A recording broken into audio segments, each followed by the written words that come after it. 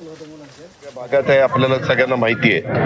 काही ठिकाणी high alert declare केलेला आहे, त्याच्यामध्ये काही ठिकाणी येलो, काही ठिकाणी रेड अशाही पद्धतीच्या सूचना ह्या दिल्या गेलेल्या आहेत। कधी महाराष्ट्राच्या इतिहासात, आता माझी आई 87 वर्षाची आहे, ती 18 वर्षाची असताना तिचं लग्न झालं। ह्या गोष्टीला जवळपास 51 वर्ष झाली, 70 नाही रे, 51 वर्ष झाली ती इथं आली लग्न होऊन।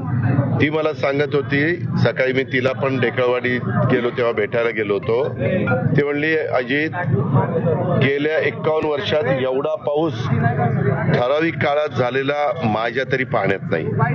आम्ही सकाळपासून कलेक्टर, प्रांत, त्याच्यामध्ये आमचे DYSP, PWD, इरिगेशन हे सगळे अधिकारी घेऊन मी फिरतोय। काही अधिकाऱ्यांना, चीफ ऑफिसर वगैरेंना बारामतीतच थांबवलेलं आहे, त्यांना MIDC वाल्यांना, नगरपालिकावाल्यांना, काही इतर प्रांत किंवा BDO वगैरे त्यांना तिथं थांबून तिथली कामं करायला सांगितली। काल दुपारपासून काल उशिरापर्यंत पाऊस पडला। बारामती, इंदापूर, दौंडची सरासरी आहे 14 इंचाची वर्षाची। काल शेटफळगडे म्हणून आमच्या इंदापूर तालुक्यात गाव आहे, तिथं आता आम्ही पुढे जाणार आहे। आता इथनं शेटफळगडेला या बापूया, त्या ठिकाणी जाणार आहे।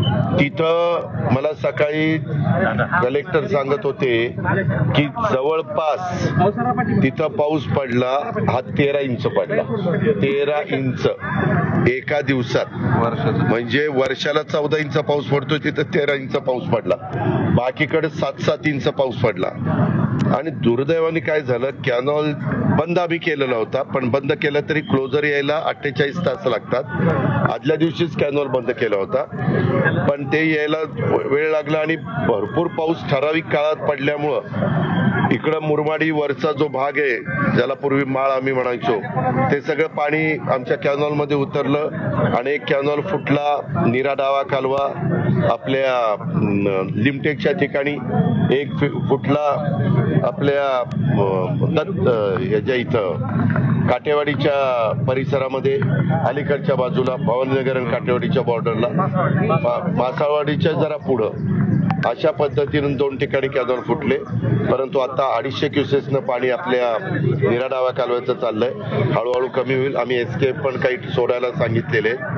नीरा नदीला पण पाणी आहे, काही प्रमाणात करा नदीला पाणी आहे। तुम्ही मीडियाच्या सगळ्या चॅनलवाल्यांनी बघितलं, सगळ्या ओढ्यांना भरपूर पाणी आहे आणि त्याच्यामुळं आम्ही जी गावं आतापर्यंत कव्हर केलेली आहेत किंवा जी शेतं खराब झालेली आहेत आमच्या शेतकऱ्यांची, काही ठिकाणी कांदा देखील कन्हेरीमध्ये तुम्ही बघितलं असेल, एका माझ्या शेतकऱ्यांनी कांदा काढलेला आहे, तो पण भिजलाय।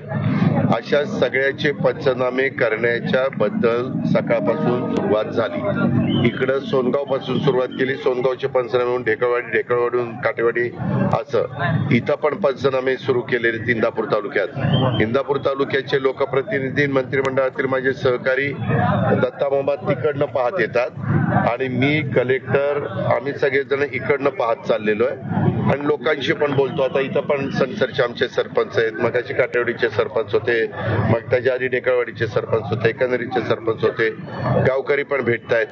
वेगवेगळ्या सहकार्यांच्या घरामध्ये पाणी शिरलंय, ते पाणी शिरलेलं असल्यामुळे त्यांचे पण पंचनामे करायला सांगितलेले आहेत। काल मी आणि आमचे मुख्यमंत्री बरोबरच मी त्यांना नागपूरपर्यंत सोडलं, मी नागपूरहून पुण्याला आलो।